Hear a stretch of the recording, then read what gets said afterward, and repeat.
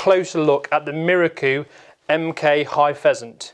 Now, we've got two to show you here. There's the original High Pheasant and the latest High Pheasant. First sort of mass production tall bird game shooting shotgun. Launched about 2016, I think, maybe slightly earlier. It came in a standard specification like this one here, built on an MK60 action.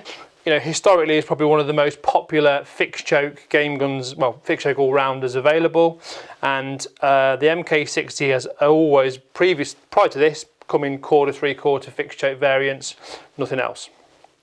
So what they did with this is they recognised Browning, I would imagine Browning UK had a bit of input with this. They recognised that the need for a really long, tall, high pheasant gun was apparent because people were shooting taller birds, bigger cartridges, heavier loads, and this was the result. Now, when these first came out, people bought them, you know, bought shed loads of them because this gun weighs, I've just weighed this one, £7.14. So it wasn't overly heavy for carrying round, you know, rather than taking your Krieg off on a big bird day, or your Parazzi, or your big heavy Browning, or even MK38. And the key thing with this, of course, with it being fixed choke, is the balance of the thing. So from a shooting point of view, it balances pretty much right, well, pretty much right on the hinge pin. Whereas, of course, as we spoke before in previous videos, Browning and Mirokus are notoriously a bit barrel heavy. So this is the fixed choke version. They also built this in a 20 gauge, which wasn't hugely popular, I have to say, but they built it in a pair. And also what it did is it made someone who was looking for a pair of supremely durable, reliable, good quality shotguns, just made it really affordable. They were sort of about £5 I think at the time for two guns. Obviously the woodwork was matched in a double case, numbered 1 and 2 in gold. Really, really popular, and you know, we sold tons, as I'm sure other shops did. And like I say, what people liked about them is there were no frills, 3/4 full. It's actually got the 8mm rib on it. So they used to make the MK60 an out-and-out game gun, which had a 6mm rib, and they did something called a Universal, which was an 8mm rib, and then there's Sporter, which is a 10mm rib. So this has got the 8mm rib on it, standard, you know, sort of 36, 56 Browning dimensions, nicely figured American walnut. I think it's grade 5/6, which is again what they put on MK38s and the like today. Now this particular gun is a good example because you can see it's really, really straight in the head. So what we did tend to find is in the early days, because people were buying these and going putting, you know, 36, 38, 42 gram, even BBs through them, there was a considerable amount of recoil being absorbed through the head of the stock. So we did have 1 or 2 break, probably more than 1 or 2 to be fair. So what you essentially got is, for not a huge amount of money, is you've got a dedicated high bird pheasant gun for going to Devon, Wales, wherever you wanted to go, shooting the really tall stuff. And so many people bought one of these just because it was unique at the time. Now other manufacturers have since copied it. I think Guarini have done something similar, 3/4 full, long barrels, etc. in the Invictus range. But value for money, because the Mirokus are brilliant, that you just couldn't beat them. So that's the standard MK60 High Pheasant, grade 5 engraving, as we all know and love. I mean, this engraving's been at about 650 years now, I believe, from Miroku. Teardrops, vacant oval, Schnabel forend, auto safety as well, which again, at the time, the MK60s you bought off the shelf didn't have an auto safety. This did. 18 point, let me just check.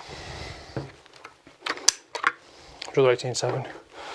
18.7 bores, which wasn't, in my opinion, the best option, because people who wanted to shoot 5-wad cartridges would want something slightly tighter.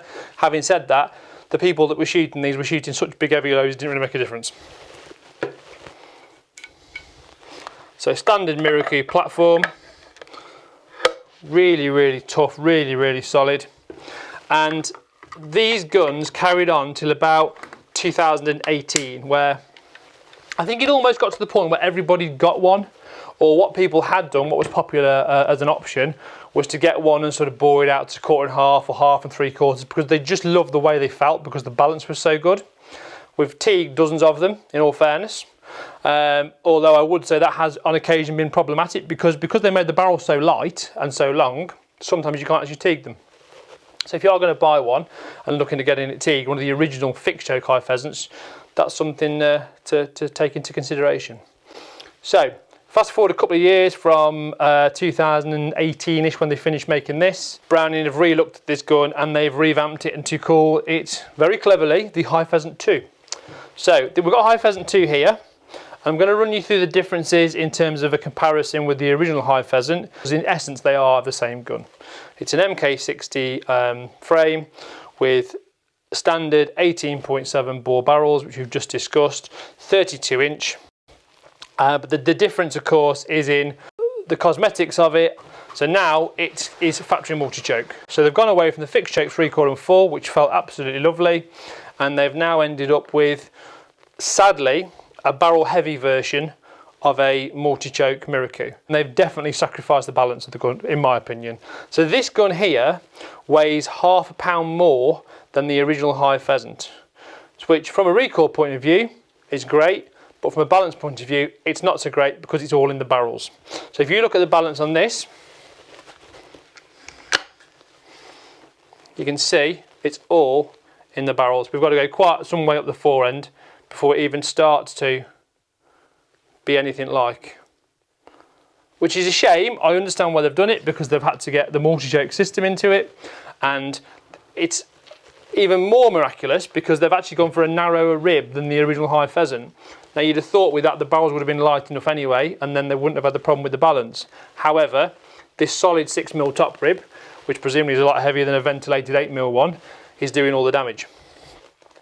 So engraving wise, they've gone for this sort of deepish scroll on the borders and the barrel wings, which is not quite as deep as an MK11. Feel free to watch the video, but it is still nice and deep. And then these sort of finely executed game scenes with pheasants on the right hand side, and on the left hand side we've got partridges.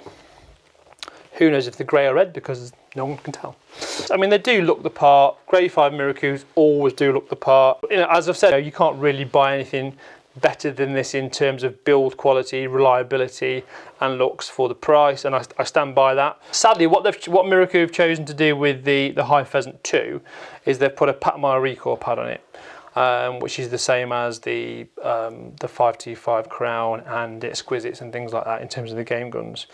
Now for me, this is a little bit of a sticking point, because what it means is, whereas before with the original High Pheasant you had a lot of wood and a little skinny Miroku butt plate made of Bakelite, which gave you a lot more scope for making it longer, whereas this, it's already, with a 15-inch length of pull, you've already got considerably less wood than you did have before. So if you've got someone tall like me, 6'4", shoots a 16.25-inch stock, by the time you have added a spacer, well, several spacers to the back of that, along with a, you know, a reasonable quality Kickies pad or a Patmire or something, it's going to look a bit like a dog's dinner. That's just my opinion. That's how I feel about it. Obviously, for most people, 15-inch length of pull, or 14 or 7/8, I think it is, will be absolutely fine, so they won't have anything to worry about. The forend is the rounded version, which again is so common on Browning and Miroku game guns these days. They've gone away from the schnabel. Personally, I prefer the schnabel. From a looks point of view, this looks a little bit unfinished to me, but I can also see how it would appeal to people because it's got this kind of almost flat Parazzi style profile, which I'm guessing is where they've had the inspiration from. And that is it really. You know, this is a new model on the market which you can buy, which will do a bit of everything because it is multi-choke, it is steel shot proof, superior steel shot proofed, and it is 3-inch chambers. It isn't just going to appeal to people who want to shoot big tall birds, because it's a versatile bit of kit. But having said that, if I had the choice of buying a new High Pheasant 2 or a used original High Pheasant, I would absolutely go for the High Pheasant, because the balance is, in my opinion, far superior.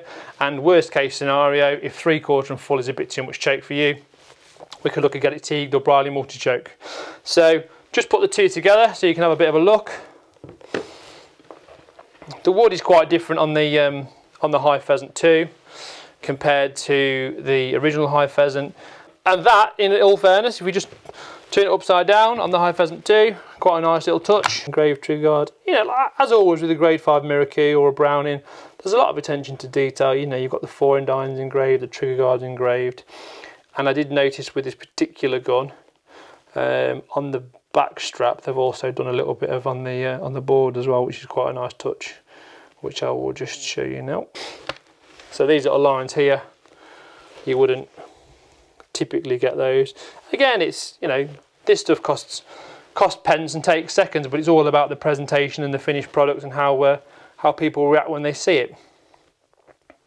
And to finish off, the High Pheasant 2 does come in a nice ABS case, obviously with the multi-chokes, choke key, etc. Look, I love all Mirokus, apart from the 3000. That's dreadful. We will do a video on one of those days if one sadly comes into the shop. I love all Mirokus. I love the reliability. I love the durability. I love the feel of them. But for me, that isn't as good a gun as the original High Pheasant. I'm sure Browning will sell tons. So that pretty much concludes my comparison between the High Pheasant 2, which is the latest model from Miroku, and the original MK60 High Pheasant, which are both, as you can see, sort of grade 5 actions and barrels. If you've got any questions about either of these guns, feel free to drop us an email, comment below. We'll do whatever we can to help you, or any Mirokus really. You know, they've been bringing guns in since the 1960s. There's a lot out there. Quite a lot I've got no model numbers on, which I've usually can tell which one it is. So if you've got something which is unidentifiable, send us some pictures. We'll have a look and we'll see if we can help you. Hope you've enjoyed the video. Please like and subscribe. Hope you've enjoyed the video. Please like and subscribe. See you again soon. Cheers.